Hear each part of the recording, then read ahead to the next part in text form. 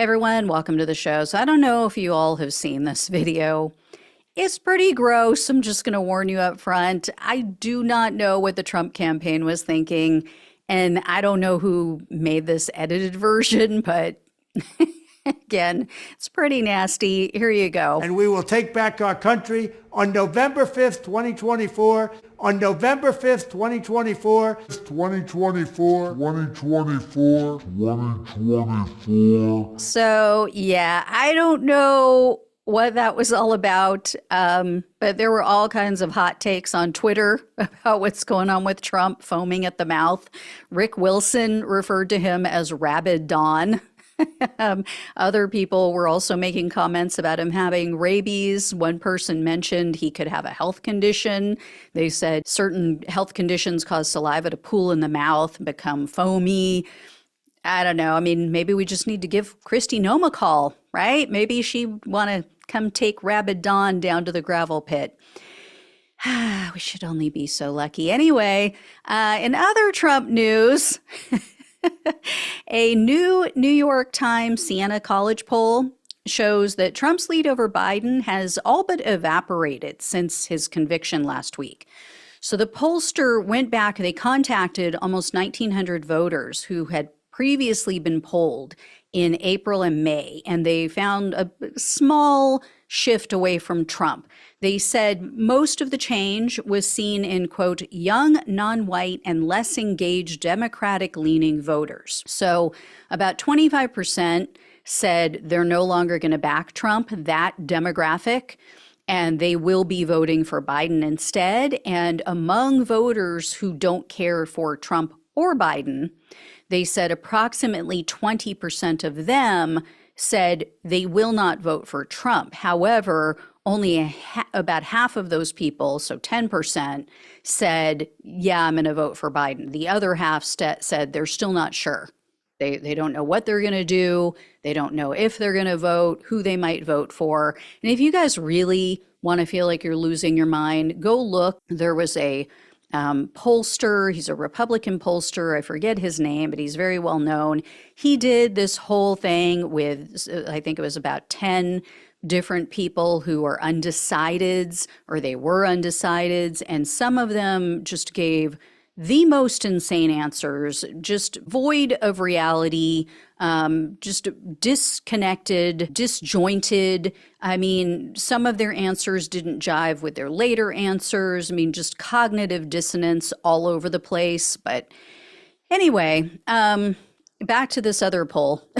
Overall, these people say that, yeah, we're sticking with Trump. For the most part, the people who are already with Trump are sticking with him, 93%. So overall, only 7% of the people who in previous polls said we are supporters of Trump, we're going to vote for him, 7% have said, yeah, convicted felon, it's a bridge too far. So, and as you can see here in this image, Trump is still holding a lead, but it's now down to only 1%. It was previously 3%. Also, of these people who were repolled, 46% agree with Trump's conviction and only 33% disagree. But, if you go and look at some Battleground polling, the states are very different. The state of the race is still very concerning. Quinnipiac, for instance, conducted a poll in Georgia this week, and Trump was still up on Biden, 49 to 44%.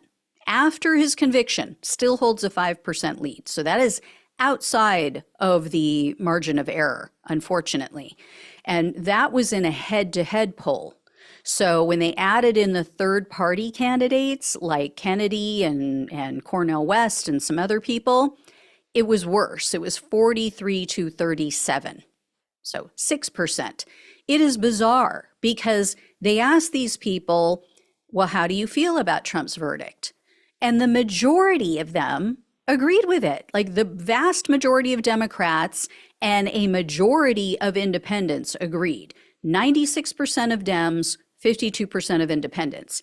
Even 10% of Republicans agreed that, yes, Trump is guilty. Trump did something wrong. I agree with his conviction.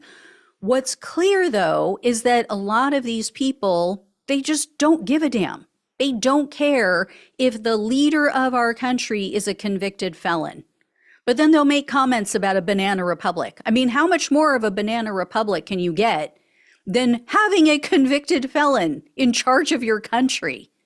You want to be a joke on a global scale? Do that. Let's do that. And when they were asked about a bunch of the different issues, Trump scored higher than Biden on all but one issue.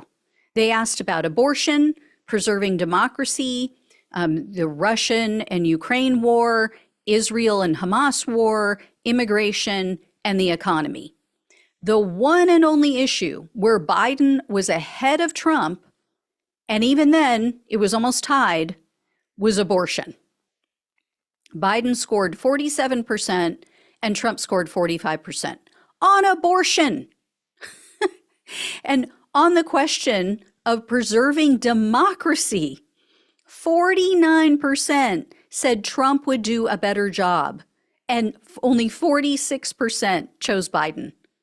So the guy who literally fomented a coup, the guy who tried to remain in power through illegal means, through unconstitutional means, the guy who incited an attack on our nation's capital, is the one that they think is more likely to preserve democracy. I mean, tell me you're a moron who doesn't pay attention without telling me you're a moron who doesn't pay attention. It is absolutely absurd and unreal. So this is the problem we have. Too many checked out people. And you know what? This is a great case for progressive policies, for policies that help people out so that people are not so stressed out, so busy just trying to keep their head above water and pay their bills and keep their family healthy and happy that, yeah, they don't have time to pay attention to politics. Some might say it's kind of done on purpose. Let's not help the masses. Let's not relieve their stress, because then they'll pay attention to what we're actually doing here in DC. I don't know. I'm not a conspiracy theorist, but yeah. I mean, whether it's done purposely or it's just like, yeah, it's a nice side effect. You know, a checked out electorate.